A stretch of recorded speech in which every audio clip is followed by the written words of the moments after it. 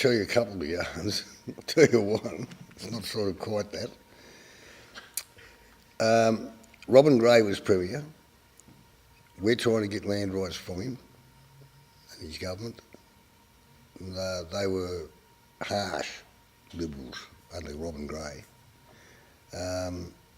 So we decided that we were going to go and throw a rock through the Liberal Party headquarters window up in Bathurst Street. So me, Michael Mansell, are the two who's going to do it. So we get this rock about this big, and we taped newspaper clippings over it about land rights and covered it with plastic. And we had a non-Aboriginal fellow as our getaway driver, I better not name him. And we're standing there in the middle of the street there outside the Liberal Party headquarters, and it was one of those warm nights, and there's people walking backwards and forwards everywhere, and we're waiting for a gap. And finally it came, and so Michael said, yeah, right now. So I got the rock and I go bang straight through this window of this big plate glass shop front window. And as soon as I did that, Michael waves and the car comes around the corner and he runs over the car, and I'm still standing there looking at the window, because all it did was put a little hole like this. And I'm expecting all the glass to come down. And then I could hear, Jim, come on, come on.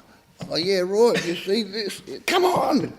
Right, I rushed off, because I was amazed that all it did was this little hole. Anyway, it caused a stir. And I had one time when I was in grade 8, I think it was, I competed in the inter-school running team, and I got picked in these 2 events because 2 people got injured. And I was like the next in line. And we went up to the domain, and the domain's got a rubber track. And I broke down crying behind the toilets, and Mum and Nan Mab found me. And they asked me, what are you upset about? And I said, all them kids out there, they all got them flash spike boots. And I said, that's a rubber track. You know, running in these shoes, it's a little bit slippery out there, that rubber track, I'm going to come last. And Nan Mab was the one who told me, and she goes, you take your shoes off and you run black. None of them boys could catch you with no shoes. And it took about 5 minutes. They fired me up so much inside that none of these kids have got a chance. You're Aboriginal boy, and we run. I went out there and whipped, every single student was there. They had state champions and I won the 200 metre. That was the first time that I ended up when I'm taking this and I'm using it. There's power in my identity and I'm going to fight for things. From a young age, I suppose, I was exposed to racism. So, I remember at Mayfield Primary School that I won the Sportsman of the Year in grade 6. And I remember a person getting a mother, when they were giving me the awards, a mother in the audience, she yelled out because her son didn't get it and called me a little black bastard or whatever it was back then. And I suppose, from a young age, I wanted to change that. And I was thinking, I don't know what the first sort of protest that I was on that I can remember that why I was actually there. And I think it might have been grade 8 at Brooks High School when we had a teacher, Miss Stannis, who was our Aboriginal Studies teacher, and she was, a staunch advocate for, for the black kids in the school, for the Aboriginal kids in the school. And for some reason, they cut her funding. And I just remember, we called it, I forget what it was, our little group that we had, but I just remember all us black young'uns stood up and said, this is not right. And then we rallied up all the school. And before you knew it, there was the whole school was out on the gazebo, this area we called the gazebo, and we're all there protesting, saying you can't get rid of Miss Stannis. And, white, black, the whole lot of us, half the kids were already there because they got out of class. But that's probably my first real memory of, why I protested. Since I was a child, I was subject to injustice. So it's something I'm very passionate about, changing or understanding the nature of why some people abuse other people, or why some people even push it to the extreme to kill other people. What really makes me angry is seeing the world blow each other up. Humans love blowing each other up. Every day there's another son dead, caused by another human being. Another daughter is dead, caused by a human being. The struggle is real, and these things are real. We just don't see it on daily basis because it doesn't happen near us, or mother make that choice for us to get out and never return. Wish I could, but safety level is very, very critical.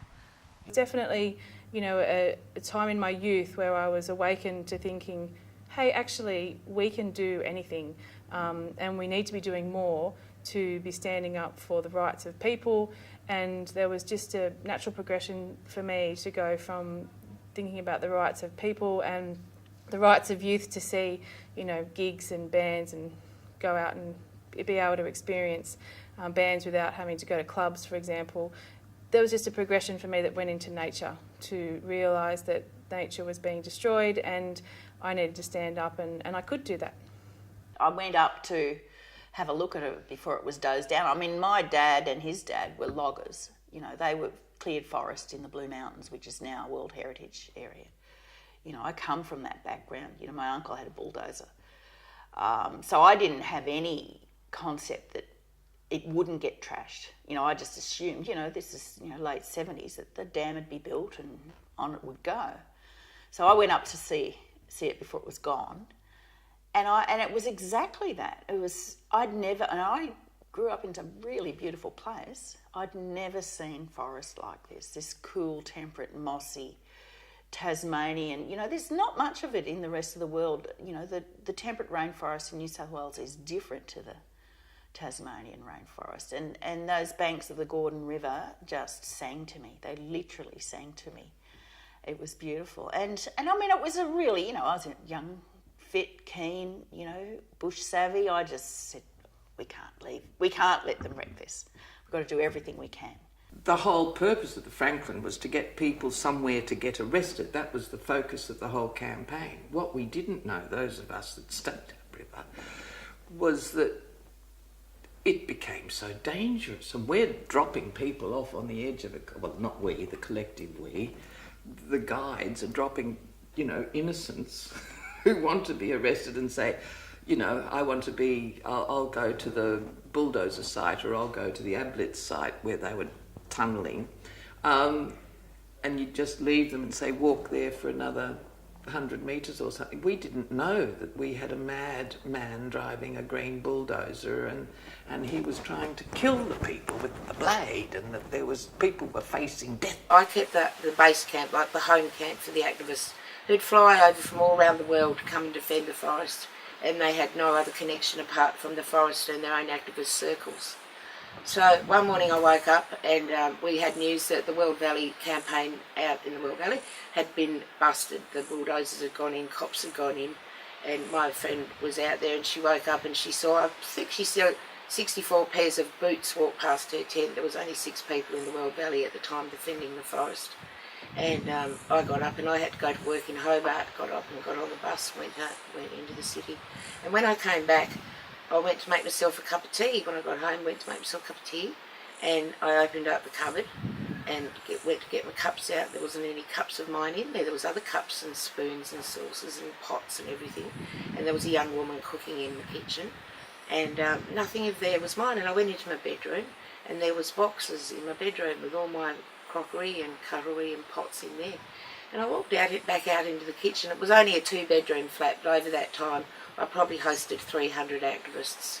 We had rotations of sleeping shifts and all that went on. Anyway, yes, I went out to the kitchen and there's this young fella coming up the stairs, and he'd just come out of the forest and he was traumatised because the camp had been busted, the cops had been in.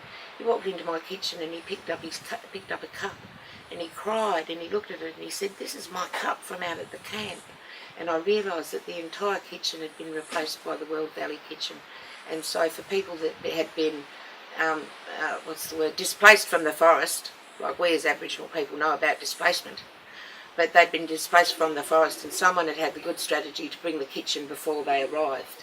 So when they arrived at my home, they had something that they could ground themselves that they'd been using for months in the forest.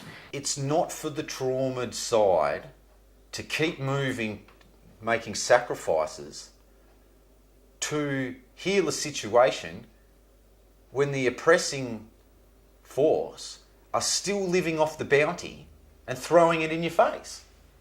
When I had to pay tax in the Australian Taxation Office, the guy told me I owed him $80. I pulled out an imaginary laptop. I know I'm going to pay this $80 because I can't be bothered fighting the argument, but I pulled out an imaginary laptop and I said, on the Aboriginal Taxation Office website, that's a special black app, you need to be black to load this up, it says here, you owe us. And it's fucking heaps. Can I send you an invoice for that? And the guy just cracked up behind the counter and he goes, I know what you're saying, but this is the real world. And I had to say to him, this is the real world.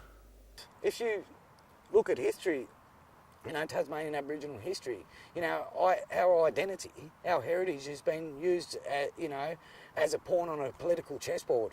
You know, 1 minute we're not black, and now we're trying to saturate the market with blacks. You know, and it's all been for, you know, political gain for whoever's been in charge at the time. You know, first off it was to say, all right, they're not here. We've got no Aboriginals here. We don't have to pay nothing. We don't have to give them anything. And then they've gone, all right, yeah, all right, we've got half ones. Do we have to pay full price because we've got half ones? You know, and then it's gone, now it's gone, shit, you know, it's getting too loud, you know, and if I'm going to build a road, like, you know, so just say, you know, Kutalina, for example, if another Kutalina comes up, if they say, we want to put a road through, they know that they have to come to us and they know that we're very strong, you know, in protecting our heritage. Once you become involved in something that's about your own family, your own community, yourself personally, it's not easy to just walk away and leave it. Maybe Thoreau summed up best when he said, when a law is wrong, you shouldn't buckle under it, you should stand against it, and the world will be the better for you making that stand. What really stand up for me is that we can all do better, no matter how much you're doing, how much you think you're doing, or how hard you try to do it. I think you can still do better. It's never ending. You know, every morning the sun rises, every night the sun's die. Easy. So you do so much today, okay, the night come rest and do so much again tomorrow and do so much again the next day. Stand up for the human right. Stand up for the people you think they deserve. Stand up to those who are about to get prosecuted. Stand up to those who are about to get killed. Stand up to those who can't even see for themselves. Stand up to those who can't hear. Stand up to those who can't even feed themselves. I think we can all do better as a people who are living in this place, Australia, Tasmania, Hobart, whatever. I think we can all do better to reach out to each other.